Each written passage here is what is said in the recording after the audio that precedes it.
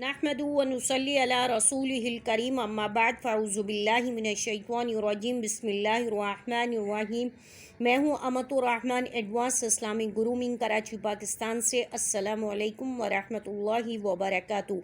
उम्मीद है कि सब लोग खैर व आफियत के साथ होंगे। आज जो हमारा टॉपिक है वो है नमाज के शराइत, यानी कि नमाज शुरू करने से पहले आपने किन शराइत का, किन बातों का ध्यान करना है, किन बातों का एहतमाम करना है, इसके बारे में आज हम बात करेंगे।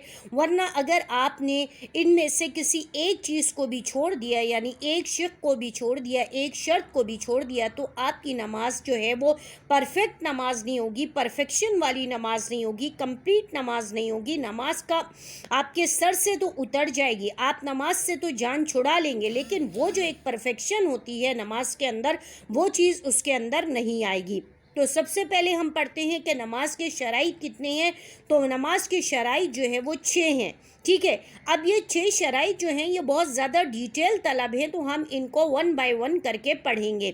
सबसे पहले आज हम पढ़ते हैं कि नंबर 1 क्या है। तो इसके बारे में आप सबसे पहले चंद बातें ज़रूरी हैं जो समझ लीजिए कि नमाज के शराइत में चंद चीज़ें हैं जो कि नमाज की हकीकत में तो दाखिल नहीं, लेकिन नमाज की सेहत का दारो मदार इनके ऊपर है। यानी कि नमाज की जो परफेक्शन है, खुशू और खुजू है, उसका परफेक्ट होना है, इसके ऊपर डिपेंड करता है। इस हैसियत से अगर इनमें से एक भी फौत हो जाए तो नमाज सही ना होगी। और इन चीज़ों को शुरूत सलात से ताबीर किया जाता है और इनकी मकदार 6 है। मकदार से मुराद इनकी तादाद 6 है कि सबसे पहले आपने इन 6 चीज़ों का नमाज शुरू करने से पहले एहतमाम करना है। सबसे पहली शर्त क्या है कि तहारत का होना, यानी कि पाक होना। अब पाक होने के अंदर क्या क्या चीज़ें हैं? जिस्म का पाक होना, कपड़ों का पाक होना और जगह का पाक होना।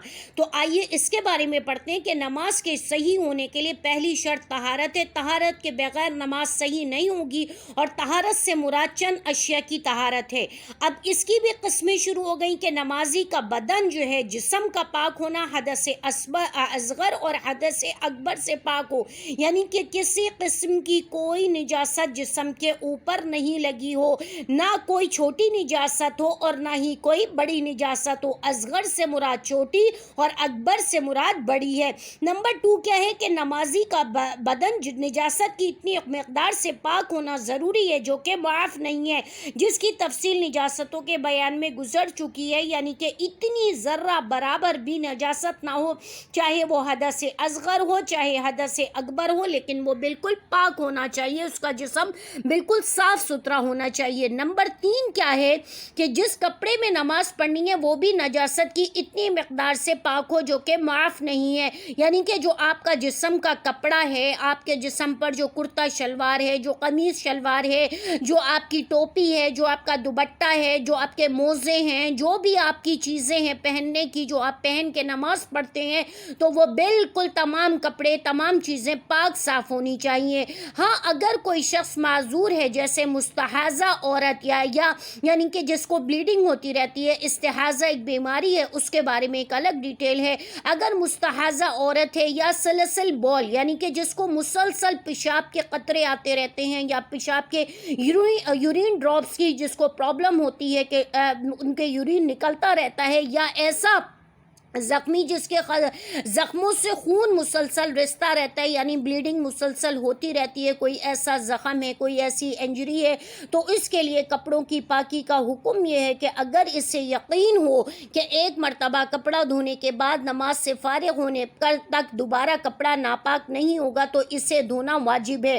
और अगर ये यकीन हो कि नमाज से फारिग होने से पहले दोबारा नापाक हो जाएगा तो धोना वाजिब नहीं है। इन्हीं नजिस कपड़ों में नमाज पढ़ सकता है। क्या मतलब हुआ? इसका मतलब ये है कि अगर कोई शख्स ऐसा है जिसको मुसलसल ब्लीडिंग हो रही है, या मुसलसल उसके यूरिन ड्रॉप निकल रहे हैं, या मुसलसल उसकी ज़ख्मों से ब्लीडिंग हो रही है, या अगर मुस्तहाज़ा औरत है जिसको बीमारी होती है इस्तिहाज़े की, अगर उसको मुसलसल हो रही है, अब वो फजर की नमाज़ पढ़ें या ज़ुहर की नमाज़ पढ़ें, असर पढ़ें, मगरिब पढ़ें, इशा पढ़ें, चूँकि ये बड़ी बड़ी इशा की नमाज़ है, ज़ुहर की नमाज़ है, ये बहुत ज़्यादा बड़ी नमाज़ें ہوتی ہیں تو اس کے سب سے پہلے تو وہ پاک کپڑے پہنیں گے. اگر وہ پاک کپڑے پہن رہے ہیں اور اس کے بعد انہیں یہ یقین ہے کہ نہیں اب دوبارہ سے ہم پاک کپڑے پہن کے تو وہ نماز شروع کر لے. لیکن اگر اس نماز کے دوران ان کی بلیڈنگ سے ان کا کپڑا خراب ہو جائے یا ان کی یورین سے ان کا کپڑا خراب ہو جائے تو کوئی بات نہیں ہے, پھر ان کی نماز ہو جائے گی. لیکن اگر ان کو یہ یقین ہے کہ نہیں اتنی دیر تو میری بلیڈنگ یا میرا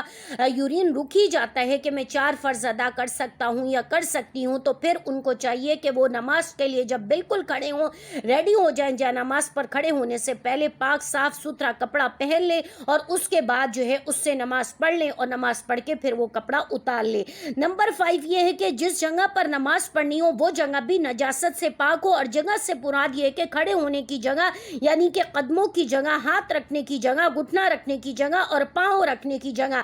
اب یہ نہیں ہے کہ وہاں پہ پوٹی پشی پڑی ہوئی ہے اور آپ جو ہے نماز پڑھنے کے لیے کھڑے ہو گئے, ایسا نہیں کرنا ہے, بلکہ صاف ستھری جگہ پہ نماز پڑھنا ہے. یا جن کے گھر میں کارپیٹ ہوتی ہے, بچے ہیں چھوٹے, اب اگر کارپیٹ پاک صاف ہے تو اس کے اوپر آپ نماز پڑھ سکتے ہیں, لیکن جانماز بچھا کر پڑھیں تو زیادہ بہتر ہے. اگر جانماز نہیں بچھا سکتے تو کوئی پاک صاف چادر لے لے, اس کے اوپر یا کوئی بھی پاک کپڑا اس کے اوپر رکھ لے.